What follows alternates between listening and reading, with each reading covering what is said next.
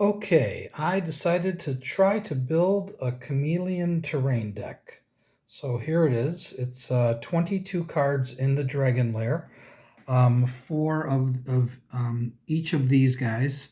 The 2 strength Subterranean, the 3 strength Subterranean Dragon, and the 4 strength. They're all -1 modifiers as terrains, or I can transform them like if a scout hits them, for example. Going to run 3 because these are my scouts. 3 Bracken. So pay 1 gold, turns them into a 0-strength Subterranean scout. Now I've got to win the battle. So I decided since I'm going to do it with 3 0-strength scouts, I might as well try Chaparral. So I'm putting just one of him in here. Let's see if I can get the thing. Pay 3 gold. He turns into a 0-strength sub, but when he attacks, it's equal to the number of terrain cards in my discard pile. How often will I be swapping out? Well, if I don't have anything to attack, I can't attack with these things unless they've been transformed, which leaves me just 3 other dragons in my deck that I can attack with, and those are Basilisk. Let's see if I can get the light right on Basilisk so you can, we'll just pull it up here so you can read everything that Basilisk does.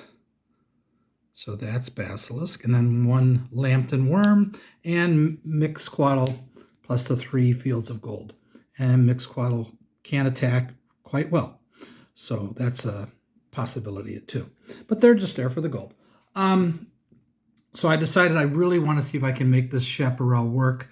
So a Chameleon deck, I don't care about if my opponent attacks me with scouts. Doesn't bother me one bit. I can turn these things into dragons as long as I have the gold. That's why I'm running these for the gold. And if they attack me with a dragon, I don't care one bit. If I think I can win the battle, I'll transform the card into a Subterranean. Otherwise, it's just a -1 strength modifier.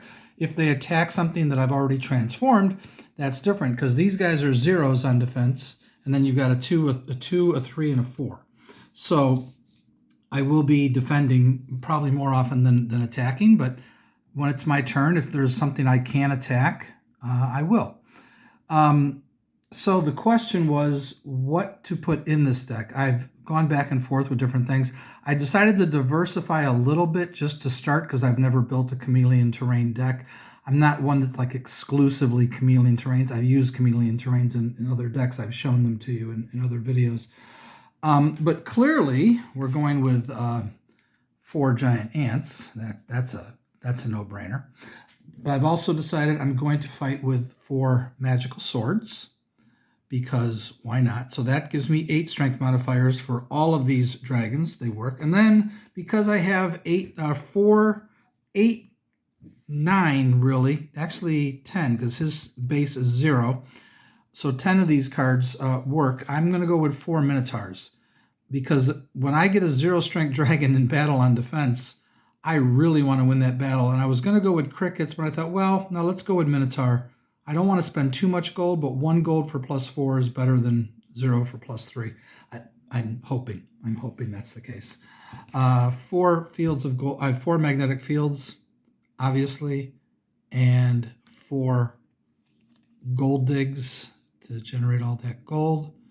Then with the rest of the deck, here's our little diversify here. We're going to run 2 of each of these, 2 golden apples, just to keep them alive if I need a little help. 2 Marduk, so that after I've turned them in, that now they've become a Subterranean dragon. If I have an attack and I don't want to risk losing them, Marduk's a nice way to just say, yeah, I'm going to kill that dragon now. And then 2 knights, just to have 2 outs. So that's just a little bit of everything, trying to diversify the deck a little bit, make it more interesting.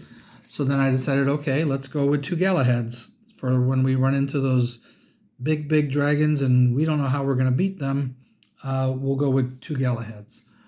And then for against their Dragon Slayers, in addition to my 4 magnetic fields, we'll run 1 Kiss, because I might as well. I'm trying to get the focus so that you can read all that for yourself. Cool card. Very, very cool card. And, of course, 1 Volcanic Eruption. So there's that. And then, of course, 4 Meteor Showers. Gotta always run 4 Meteor Showers. Okay, 2 each of the power cards. Just going to go with 2. This way I can have more ways to fight. So 2 Power Switch, 2 Poison Chalice, and 2 Medea Spell. And Medea Spell doesn't say base strength there, but it is base strength, just so you know. It's not current strength, it's base strength. Okay, I got some treasures. I'm going to run, along with my 2 golden apples, we're going to run 2 Fountains of Youth. So it's not a survival deck, but I've got 4 ways to survive. This one I'm iffy on. Do I run 1 or 2? Subterranean Treasure, all my subterranean dragons can help each other when attacking. Maybe just 1, I'm not sure. For now, I'm going to go with 2.